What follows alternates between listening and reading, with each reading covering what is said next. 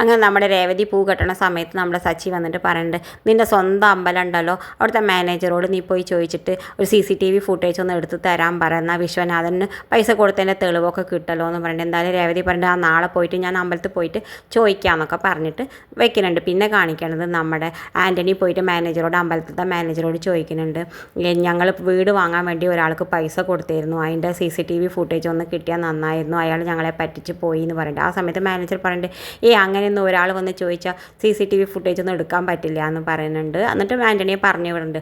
പിന്നെ കാണിക്കണം നമ്മുടെ രേവതിയും വന്നിട്ട് നമ്മുടെ മാനേജറോട് ചോദിക്കുന്നുണ്ട്, ഇതേ കാര്യം ചോദിക്കുന്നുണ്ട്. ആ സമയത്ത് മാനേജർ പറയുന്നുണ്ട്, ഇതേ ആവശ്യമായിട്ട് ഒരാളിനോട് കുറച്ച് മുമ്പ് എന്നെ തിരക്കി വന്നിരുന്നു പറയുന്നുണ്ട്. ആ സമയത്ത് രേവതി മാനേജറോട് ചോദിക്കുന്നുണ്ട്, ആരാ വന്നിരുന്നു? ആൻ്റണി പറഞ്ഞ ഒരാളാണെന്ന് പറയുന്നുണ്ട്. ഇതൊക്കെ കേൾക്കുമ്പോൾ നമ്മുടെ രേവതി ആണെങ്കിൽ ആകെ ഞെട്ടുന്നുണ്ട്. പിന്നെ കാണിക്കണം നമ്മുടെ രേവതി നേരെ ചെന്നിട്ട് സച്ചിയോട് പറയുന്നുണ്ട്, നമ്മുടെ ഇതേ ആവശ്യമായിട്ട് ആൻ്റണി ചെന്നിരുന്നു ഇത്ര മാനേജറുടെ അടുത്തേക്ക് എന്ന് പറയുന്നുണ്ട്. അപ്പോൾ സച്ചി ചോദിക്കേണ്ടത് എന്തിനാ ആൻ്റണി പോയിരുന്നു, ശ്രുതി പറഞ്ഞിട്ടാവും എന്ന് പറയുന്നുണ്ട്. എന്തായാലും സച്ചിക്ക് എല്ലാ കള്ളത്തരം ശ്രുതിയാണെന്ന് മനസ്സിലായി തുടങ്ങിയിരുന്നു. ഇത് കാണിച്ചുകൊണ്ടാണ് ഇന്നത്തെ പ്രൊമോ അവസാനിക്കണത്.